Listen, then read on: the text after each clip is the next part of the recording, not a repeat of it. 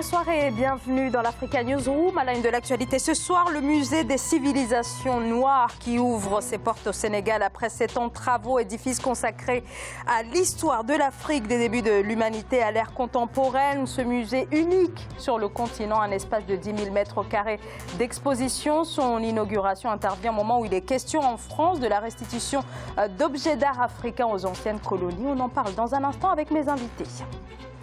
Le cobalt, le germanium et le coltan classés minerais stratégiques en République démocratique du Congo. Nouveau classement qui va permettre au gouvernement de multiplier par 3 les royalties imposées aux multinationales. Et dans la troisième partie de cette émission, la foire internationale de Djibouti qui se met à l'heure japonaise. L'événement se poursuit jusqu'au 10 décembre. Djibouti qui célèbre ses partenaires commerciaux, dont le Japon, une collaboration née il y a 40 ans. Et voici les invités qui vont nous accompagner ce soir. Monsieur Émile Boyo-Guéno, bonsoir. Bonsoir, madame. Vous êtes sociologue et historien. À mes côtés également, Tierno Hamidou Baldé, bonsoir. Bonsoir. Vous êtes membre de la cellule de communication de l'UFDG, l'Union des forces démocratiques de Guinée. Place tout de suite à notre premier débat.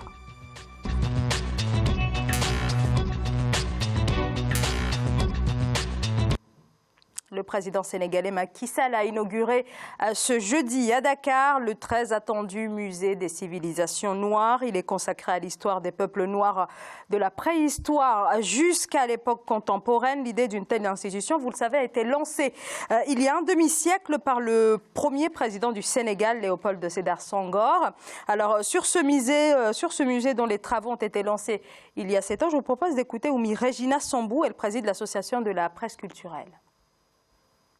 C'est un grand moment pour le Sénégal et aussi pour l'Afrique parce que, comme vous le savez et comme l'a tenu tout récemment à rappeler le ministre de la Culture Abdoulatif Coulibaly, le projet du musée des civilisations noires a été évoqué pour la première fois depuis 1925 et c'était un des rêves de Léopold Sédar Senghor. Et on a vu que c'était Abdoulaye Wade qui avait procédé à la pose de la première pierre en décembre 2011 et aujourd'hui c'est Macky Sall qui procède à l'inauguration de ce musée. Et au vu du contexte, là on a beaucoup parlé du projet de restitution des œuvres africaines qui sont en France. Au moment où on remet le rapport, aujourd'hui on procède à l'inauguration de ce musée qui a été très attendu et donc je pense que c'est une nouvelle page qui s'ouvre pour le monde de la culture et aussi pour le monde noir d'une façon générale. D'une certaine manière, on continue à toujours vouloir répondre à Sarkozy. L'Afrique est bien entrée dans l'histoire. L'édifice, déjà, c'est plus de 13 000 mètres carrés qui sont dédiés à la culture, les salles d'exposition, une salle de conférence, un auditorium de 150 places. Et quand on voit déjà, avant l'ouverture, toutes les interactions qu'il y a eu entre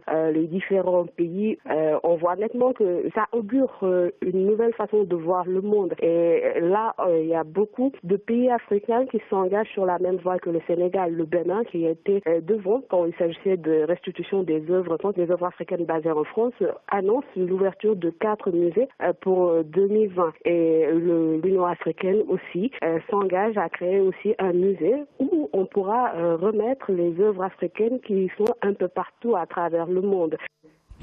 Alors pour en parler, Mohamed Amiri, journaliste et consultant en communication, vient de nous rejoindre sur ce plateau. On a vu là donc Oumi Regina qui s'exprime autour de ce musée.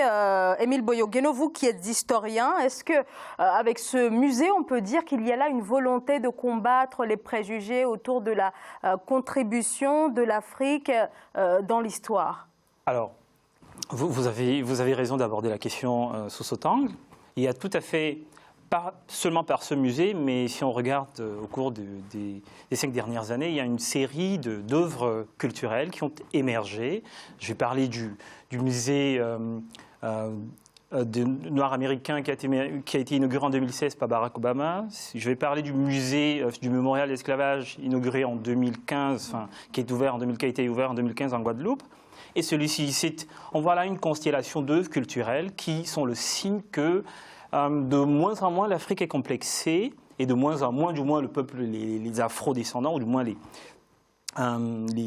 Africains et les Noirs sont conscients de leur histoire et ont besoin de raconter cette histoire et de la regarder. De la regarder non pas simplement d'un point de vue en vue d'identifier les coupables, non, mais en vue de se donner un sens à leur vie, de se réapproprier un passé qui a qui est émaillé de quelques difficultés, de grandes difficultés, un passé qui a été cruel d'une certaine façon, mais également un passé à partir duquel on doit construire l'avenir. Donc c'est une série d'œuvres, et ça dit une chose également, enfin, pour moi qui ai observé cette affaire, enfin, ça dit également une chose sur Dakar, hein, et que on a le sentiment que le Sénégal, et en particulier Dakar, s'inscrit comme un centre culturel majeur, hein, des Afriques. Cette fois-là, on a plusieurs festivals à Dakar, on a la Biennale des Arts qui s'appelle Dakar, on a le festival de jazz de Saint-Louis, on a plusieurs festivals. Un haut lieu culturel au niveau des Afriques, du des continent. Afriques. Et c'est également l'autre aspect qu'il faut noter et qui est important. Alors maintenant, on pourra parler de la question de l'entretien de ce patrimoine, la question de l'entretien des bâtiments.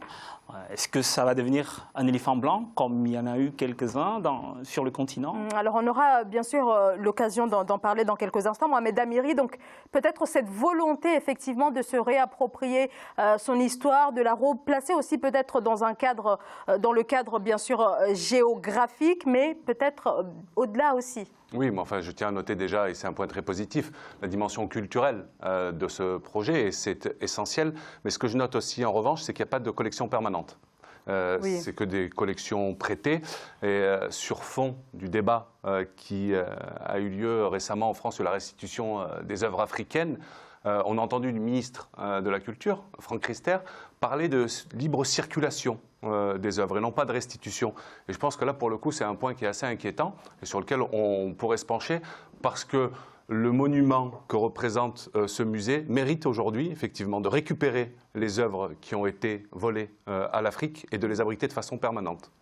Thierno Hamidou Baldé, est-ce qu'effectivement l'inauguration de ce musée peut relancer ou en tout cas intensifier ce débat autour de la restitution des œuvres, notamment au Sénégal, ou qui peut par exemple réclamer jusqu'à 500 000 objets au musée du Quai Branly, par exemple? Je pense que le premier pas a été franchi. Pardon, 5 000 objets, je corrige. Donc le premier pas est franchi, c'est-à-dire que désormais il y a un endroit pour recevoir notamment ces œuvres culturelles. Et donc demander à la France notamment de restituer ces œuvres culturelles devient plus facile que par le passé. Et il faut saluer notamment le gouvernement sénégalais qui a pu concrétiser notamment une pensée très longue de ses prédécesseurs. Et ça vient tardivement, mais c'est bienvenu parce que l'Afrique a besoin notamment de s'approprier de sa culture. Et on aimerait qu'on profite de cela pour plus d'intégration culturelle, que les États africains participent notamment à la valorisation de ce musée, que ça ne soit pas simplement pour le Sénégal ou la difficulté de vendre que des œuvres culturelles du Sénégal, mais que ça soit véritablement pour l'Afrique, que les gens pourront quitter un peu partout dans le monde pour venir voir et rencontrer la culture africaine à travers cette infrastructure qui est au Sénégal. Autre chose qu'il faut saluer, c'est la valorisation de la culture. Et on aimerait que ça soit véritablement pas un centre de la contestation ou un centre notamment pour du panafricanisme, mais ça soit un centre de valorisation de la culture. C'est l'image, c'est du tourisme, que ça puisse notamment créer de l'emploi, créer de la richesse pour le Sénégal. Ça permettra aussi aux acteurs culturels de venir envoyer notamment des œuvres, puis pouvoir vendre et avoir de l'argent. Cela passera notamment par la valorisation de la culture et non simplement par un centre de la contestation de la colonisation. Je pense qu'il y en a des choses qu'il faut montrer, mais il faut surtout valoriser le côté positif aussi de l'Afrique. L'Afrique, c'est un bon continent quand même. Il y a eu beaucoup de choses très intéressantes au niveau de l'Afrique. Et il faut que les acteurs culturels de l'Afrique travaillent dans le sens notamment de vendre l'Afrique autrement. Pas qu'on entende partout que des combats politiques, de la famine, mais ça soit aussi des œuvres culturelles qui sont très riches. Émile Boyogueno? Alors, je suis tout à fait d'accord avec vous quand vous parlez de l'aspect économique de cette question, enfin de l'aspect culturel, du moins de l'économie culturelle de ce projet. Je pense qu'il n'est pas tout à fait négatif de considérer qu'il y a eu des esclavages, qu'il y a eu de la colonisation, qu'il y a eu des brutalités. Mais quand on édifie ce type d'œuvre, c'est davantage pour former et informer les esprits. L'objectif n'est pas de verser dans la repentance, de verser dans la stigmatisation des coupables éventuels ou des descendants des coupables, ou de demander des comptes. L'objectif, c'est de redonner un sens à l'histoire, à cette histoire qui est très généralement racontée par d'autres personnes que les Africains. C'est une narration de nous qui est faite très généralement sous d'autres aires culturelles, sous d'autres cieux, par d'autres acteurs que nous-mêmes. Donc c'est très bien que ce soit fait en Afrique et par les Africains. En partie, il y a 30 millions de la Chine. Il y a un financement chinois. Ce qu'il serait intéressant de voir venir, c'est effectivement une collection permanente, mais à mon avis, c'est une collection qui arrivera assez rapidement pour plusieurs raisons. Quand on se fie au rapport Felwine-Sarr-Savoie, qui sont les deux rapporteurs de ce document qui est supposé encadrer la restitution des œuvres africaines, des œuvres d'art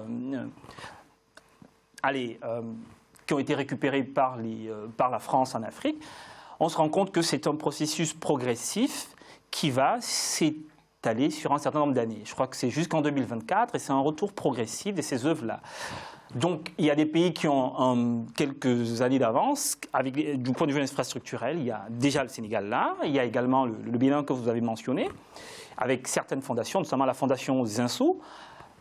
Il y a d'autres efforts, il y a également, il y a d'autres acteurs, mais qui opèrent la CEDFALA de façon individuelle, comme Syndicat Ndokolo, notamment, mais ce sont des acteurs qui opèrent de façon à peu près individuelle. Donc, il y a un processus qu'il faut saluer, mais ça marchera seulement si tout cela est démocratisé. Parce qu'il faudra ensuite que cette œuvre qui est située dans un centre urbain ne soit pas réservée à l'élite urbaine et scolarisée. Alors cela implique bien sûr une véritable politique culturelle, Mohamed. Tout à fait.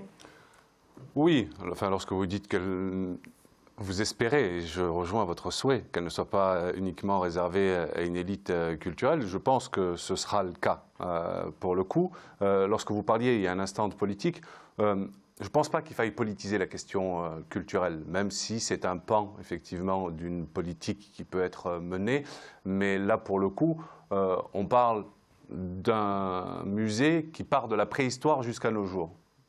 Donc en Afrique, de la préhistoire jusqu'à nos jours, il y a énormément d'aires, finalement, qui peuvent être retracées, qui peuvent être exposées. Pas seulement l'esclavage. Il ne faudrait surtout pas que ça devienne un musée. Effectivement, c'est ça aussi qu'a dit le directeur du musée, qu'il fallait aussi sortir de cette histoire-là, ne pas que se focaliser sur ce temps de la colonisation et de l'esclavage. Exactement. Il y a des endroits qui sont davantage dédiés, finalement, à ce type de représentation. Et je ne pense pas que là, pour le coup, ça doit être le cas et qu'il doit y avoir une dimension beaucoup plus intégrante, finalement, de toutes les énergies africaines au niveau de la culture. Si on peut y apporter un point politique à la construction de ce musée, c'est la participation de la Chine à hauteur de 30 millions d'euros, c'est-à-dire l'intégralité du coût du musée. Et je crois que ça dénote une chose. C'est l'ultra-présence de la Chine sur le continent africain et c'est une nouvelle forme de colonisation, puisque vous en parliez. Il y a trois aspects qui sont essentiels, finalement, pour un pays. C'est le commerce, c'est la diplomatie et puis c'est l'armée. Je crois que sur les deux premiers aspects de commerce et de diplomatie, la Chine est extrêmement présente en Afrique.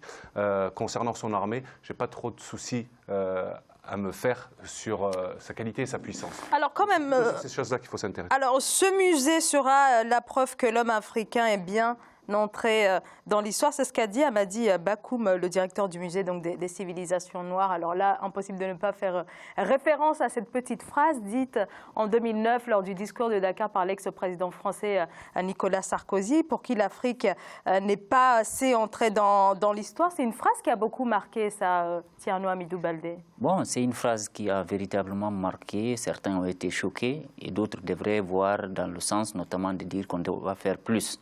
L'Afrique doit faire plus parce que l'Afrique a véritablement un potentiel culturel très élevé, mais souvent peu connu. Il faut peut-être, moi je le perçois dans ce sens-là, d'aller chercher à revendre l'Afrique autrement. Et l'occasion, elle est permise notamment aux acteurs culturels africains désormais de travailler sur leur art et d'aller le vendre au niveau du musée et permettre... Bon, je pense que voilà, l'Afrique est le berceau de l'humanité. Et il faut qu'on le prouve à travers notamment ces différentes infrastructures que l'Afrique est véritablement un berceau de l'humanité.